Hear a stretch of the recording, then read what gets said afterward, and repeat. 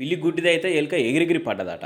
పాలకులు తెలంగాణ సోయి లేకుంటే ఎట్లుండదో చెప్పేందుకు నిదర్శనమే ఇది. తెలంగాణ పాలకులు తెలంగాణ మేలు కొడుతుర్రో కీడు కొడుతుర్రో సమజెత్తలేదు. తెలంగాణలో ఎవరు నీడబడద్దని తరిమి కొట్టినమో, ఎవరి కుట్రలీడ నడవకుంటే చేసినామో, ఎవరి పెత్తనం వద్దనుకున్నామో అగో వాళ్ళనే మళ్ళా తెచ్చి మన నెత్తి మీద పెట్టి ఎగిరం చేస్తుంది మన సర్కారు. మెల్లమెల్లగా తెలంగాణలోనే దూరం చేసి మళ్ళీ పరాయోలనే తెచ్చి మన నెత్తి మీద పెట్టే కుట్రలు చేస్తున్నట్టే అనిపిస్తుందట సర్కార్ పోకడ చూస్తుంటే. కేసీఆర్ సార్ తెచ్చిన ధరణి బాగున్నది అనుకుంటేనే మళ్ళీ ఏపీలో బాబు సార్ పెట్టిన భూభారత్ అనే పేరు పెడుతున్నారు. ఇక్కడ ఒక కుల సంఘ పొల్లంతా కలిసి ఎన్టీఆర్కు దునియాలనే పెద్ద విగ్రహం పెట్టాలని చూస్తున్నారు. తెలంగాణ తల్లిలో బతుకమ్మ ఉండొద్దట.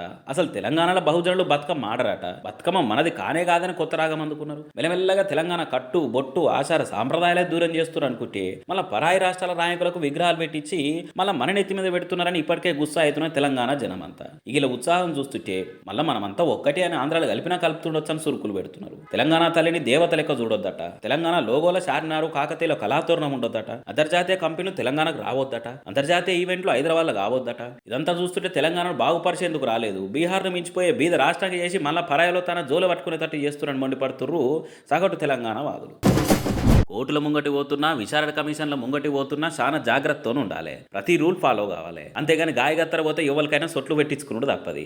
అదే కథ ఏంటంటే ఎమ్మెల్సీ కోదండరాం సార్కు కూడా. సారు కాళేశ్వరం కమిషన్ విచారణ పోతే మంచిన సొట్లు పెట్టిందని బయట టాకిన పడుతున్నది. నిన్న కమిషన్ విచారణకు హాజరుపడ్డాడు కోదండరాం సారు. అయితే సార్ ఇచ్చిన అఫిడవిట్ల బబ్రాజమానం, భజగోవిందం, శుష్కప్రియాలు, శూన్య హస్తాలు అన్నట్టే ఉన్నదట.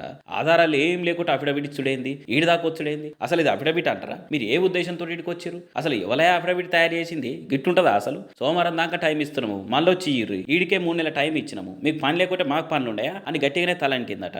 దానికి కోదండరాం సార్ తేలిగుట్టిన మనిషి లెక్క క్విక్ మన కుటుంబుడైంది. మరి సార్ వారు ఏ ఉద్దేశంతో కాళేశ్వరం ప్రాజెక్టు మీద అప్పటి పాలకుల మీద షాడీలు చెప్తాను పోయిందో కమిషనర్లో కూడా అర్థమైనట్టున్నది. పోనీ ఆ ఇచ్చే ఫిర్యాదు అఫిడవిట్ కూడా చక్కగా రాసుకోలేదంటే ఎంత ఉరుకులాటతో ఉన్నారో అని సురుకులు పెడుతున్నది ఈ సంగతి తెలిసిన వాళ్ళు.